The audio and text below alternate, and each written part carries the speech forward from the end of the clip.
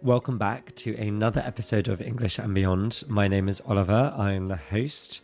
With last week's episode, you might really have noticed that some of the vocabulary that was used was very high level, so I hope that you had a look at the transcript if you had any difficulties understanding any of the vocabulary.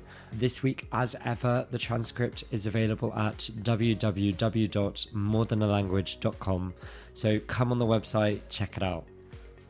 I also have to apologise in advance for a bit of a nightmare with some of the recording that we encountered this week.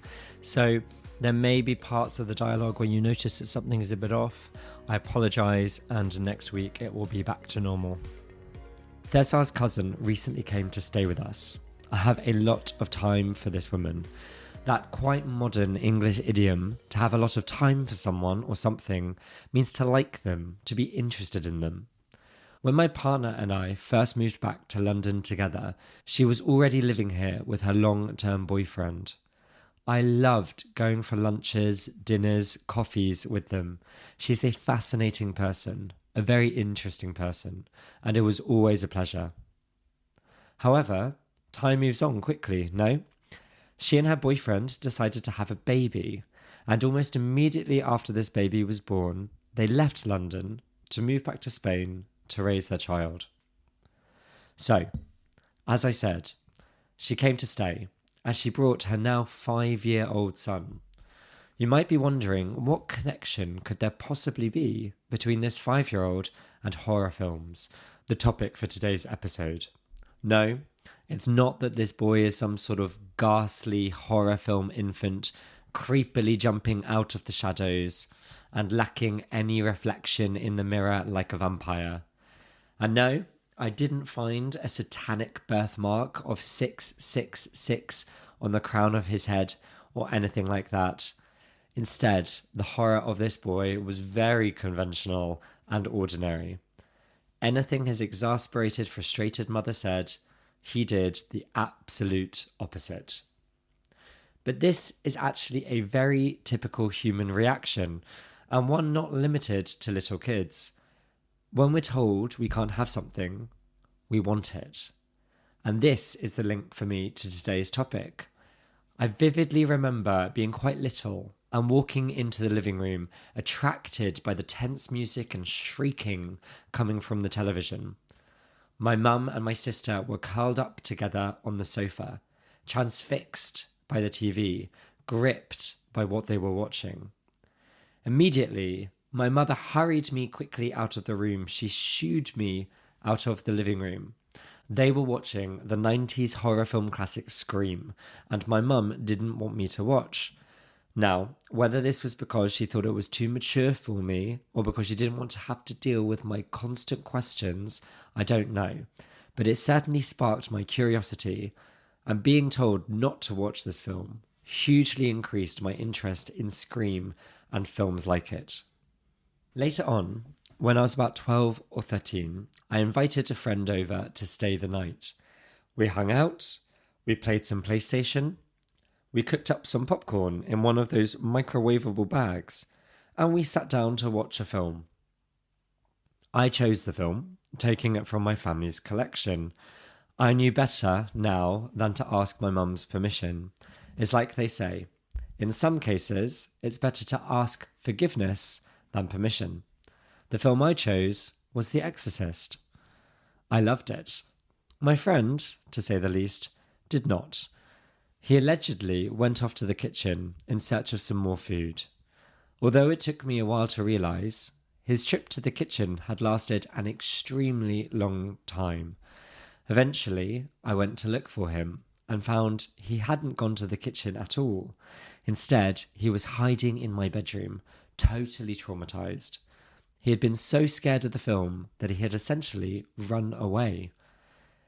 The next time my mother ran into his mother at the playground, she got a real earful. That means she was told off by his mother. She was strongly criticized by her. She was told that she had been neglectful for allowing us to watch this film. Her son hadn't been able to sleep in his own room for weeks, convinced that he would become possessed by some evil spirit if he were to do so. For my part, I was totally fine. In fact, at the age of 12, or whatever I was probably most bothered by the fact that I wasn't able to finish the film after finding him so upset. However, these two experiences together meant that my love affair with horror films had begun. The first interesting thing about horror films is that I find it really surprising that this genre of film exists at all. I can't think of any other film genre where people enjoy tormenting themselves in this way. It's obviously not a nice feeling as such to be scared, but people love to subject themselves to it anyway. Watching horror films provokes the usual fear response. The hairs on your arms standing on end, sweat, your pulse racing, etc. So why do we put ourselves through that for entertainment? I guess it's probably because it allows us to confront our fears in a safe way. We may be terrified of the spiders or psycho killers or demonic dolls on screen, but once we've turned it off, they disappear. They're no longer a threat. A second interesting fact for me. Horror films are a great example of something called habituation. The process of becoming accustomed to something, becoming used to something, resulting in a decreased response, or even the disappearance of the response altogether. That means the more we do something, the smaller the effect it has on us. In the context of horror films, when I first started watching them, I was shaken to my core. I was terrified by the first few ones that I watched. However, over time, their scares become samey, unoriginal. I didn't feel anywhere near as engaged. We experience this all the time as humans. It's obviously something that children don't understand very well. Often, my students at school would wish that it were Christmas every day, or that they were always on their summer holidays.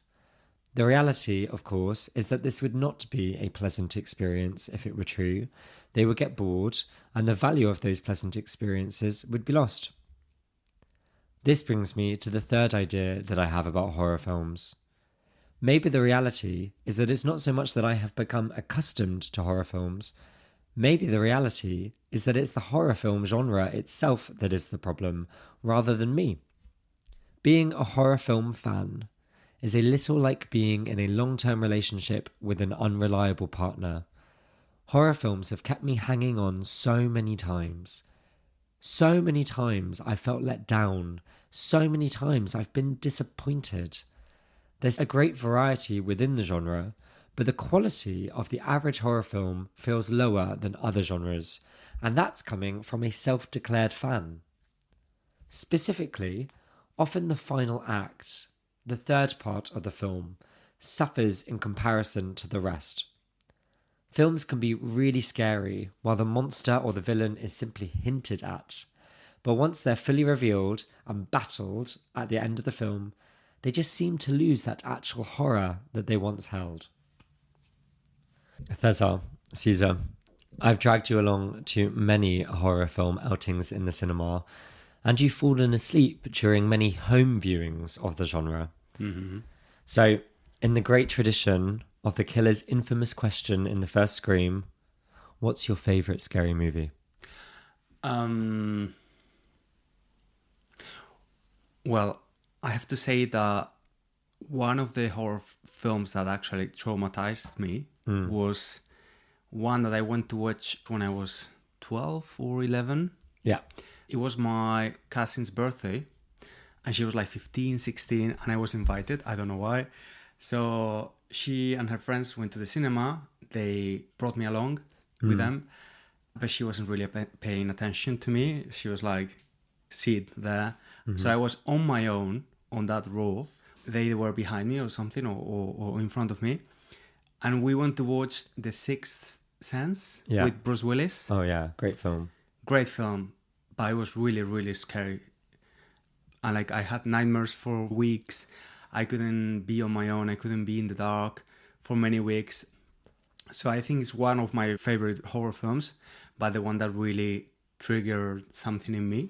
I mean, I've always been scared when I was little, especially.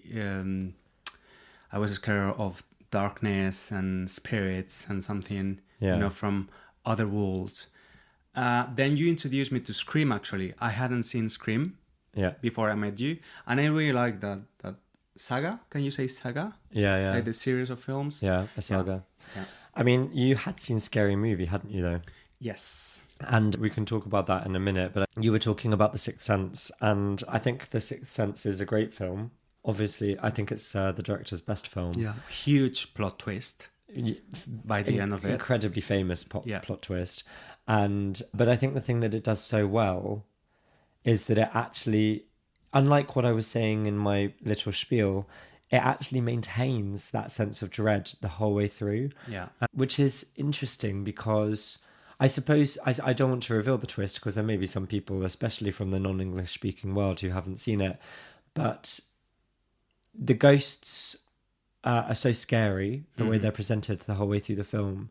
And then the end of the film, even though lots of the stuff around the ghosts has been resolved, it's still scary because it's scary in a different way. Mm-hmm. And I think that that's quite a good job of dealing with that difficulty that I mentioned in my spiel, where you have a killer, and then once the killer has been revealed, or you have a threat like a ghost or something like that in another film, and once that's been battled, it becomes so much less scary. Yeah. So we went to see Longlegs, a new horror film. Yeah. Who's the actor? Nicolas Cage. Nicolas Cage. Yeah. And the first time you see Nicolas Cage on screen, you don't see his full face, or you see it for a split second, and it's genuinely creepy. Very scary. But by the end of that film, and I can only assume that it was deliberate, elements of it just become quite comic. Yeah. And that is something that I think happens a lot in horror films.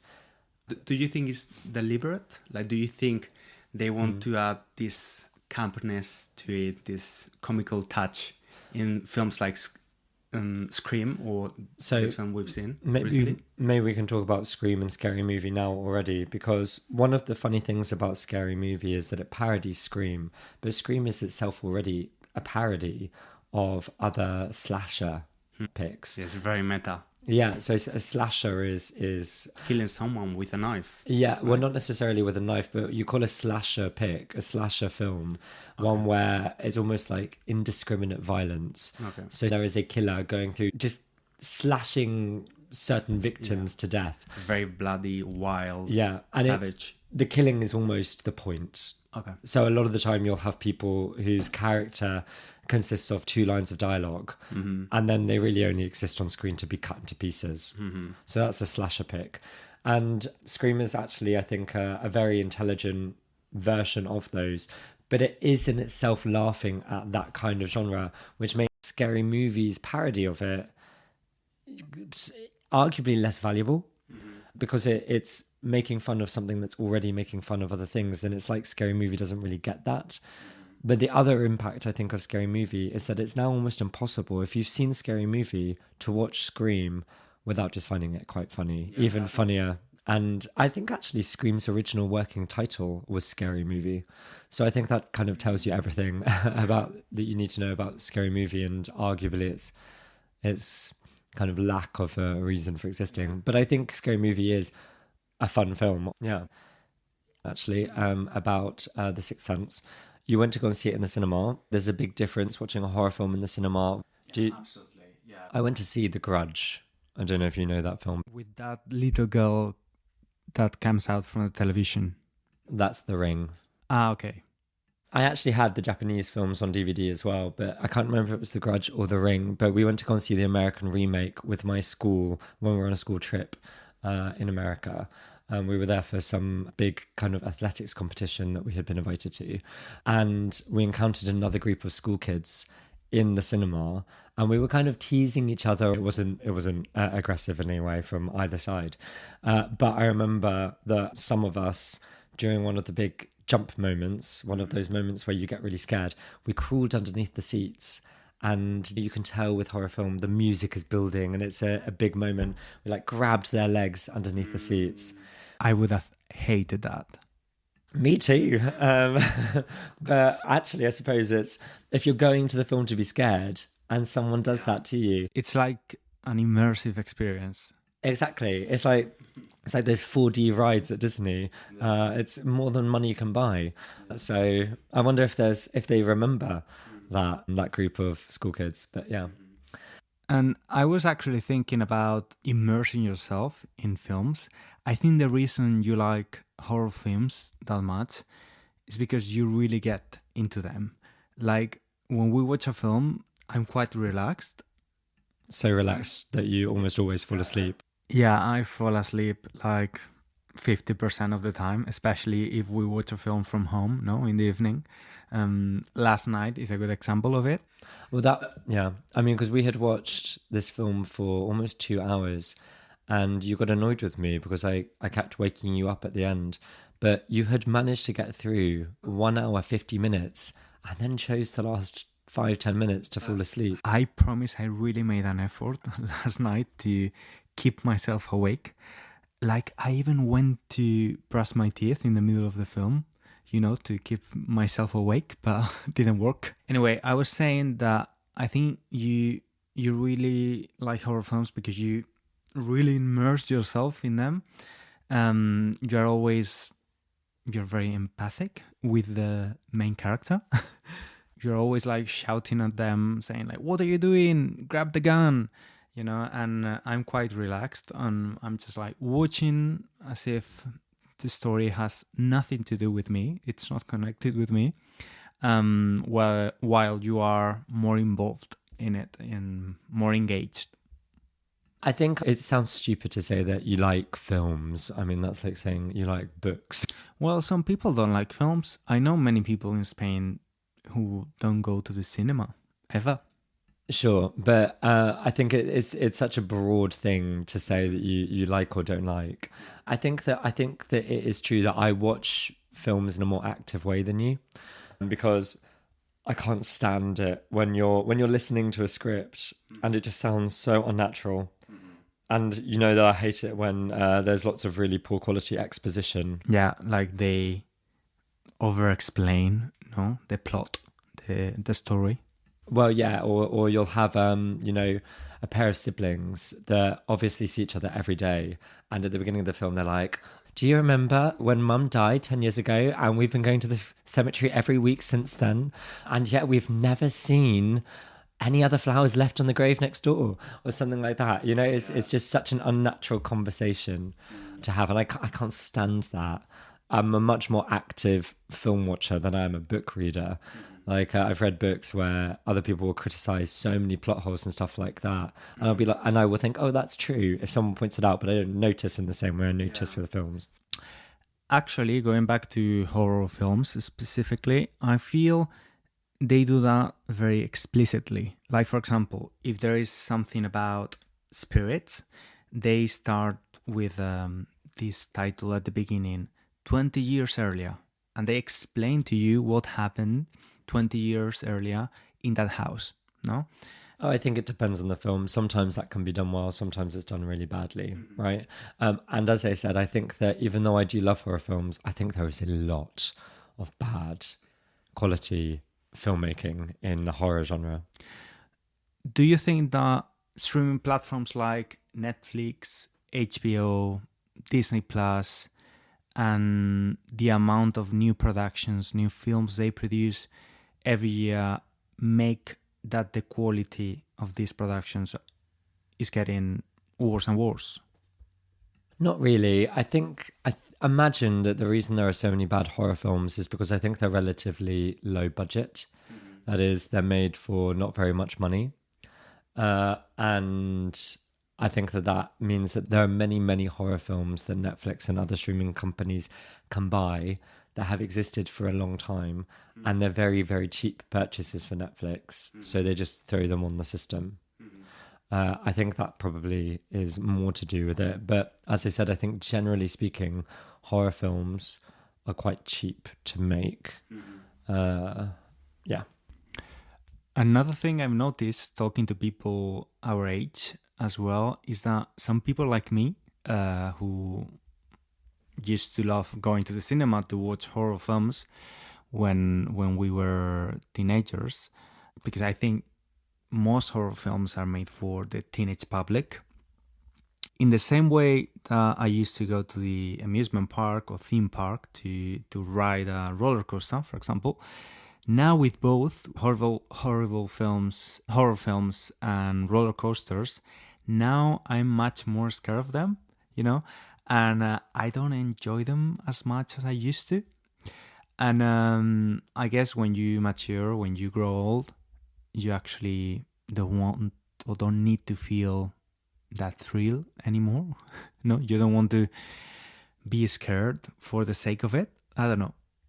That speaks to what I was talking about before, doesn't it? That it's a weird thing that horror exists, that we put ourselves through that as a genre. But I think personally I've gone full circle on this, that when I was a teenager, I used to love watching horror films, loved watching slasher films, and really didn't care about the violence on screen at all. Completely washed over me. Kind of ignored it. It just didn't bother me watching someone be hacked to pieces. And then it's not like I've actually witnessed these things in real life, but when I got a bit older, I find it much harder to watch things on the news or something where I can imagine terrible things happening to people in my life. So if I watch something on the news, for example, where there's a little girl that gets in some way harmed, then I instantly think about my nieces, and it fills me with horror in a way that I don't think it did when I was a teenager. And correspondingly, I have found it harder to watch horror films in general.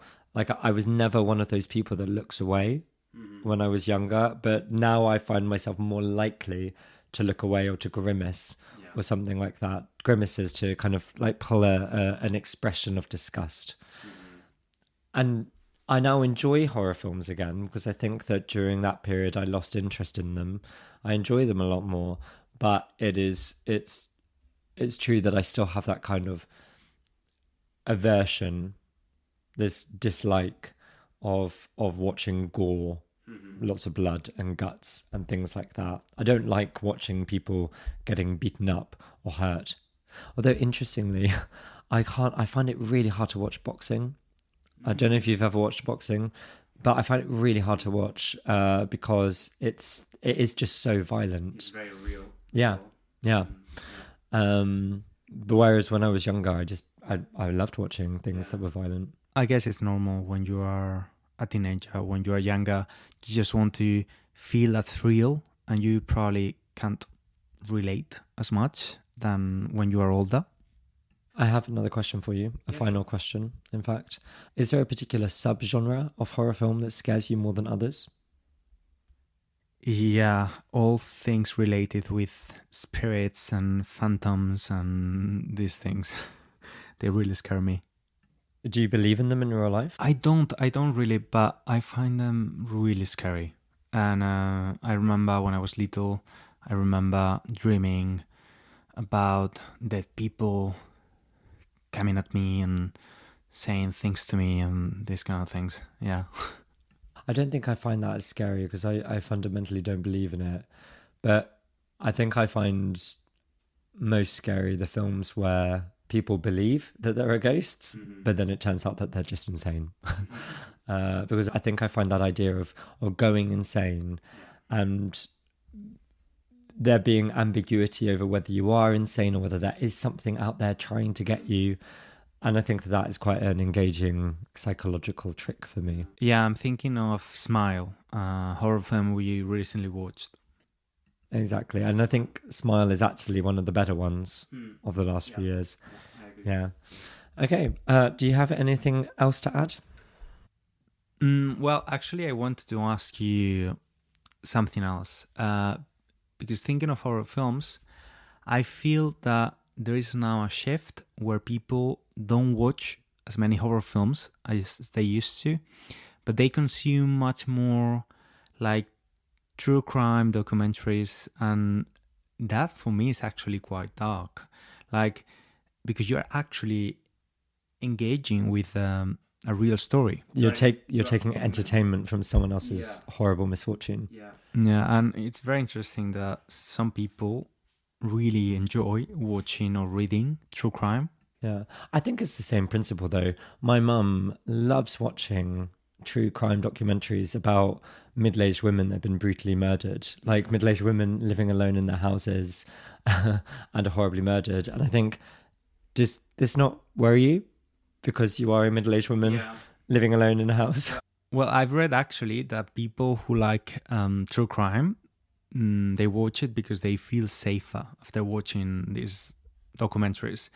They feel like they have more control and they can actually know or detect what might happen to them.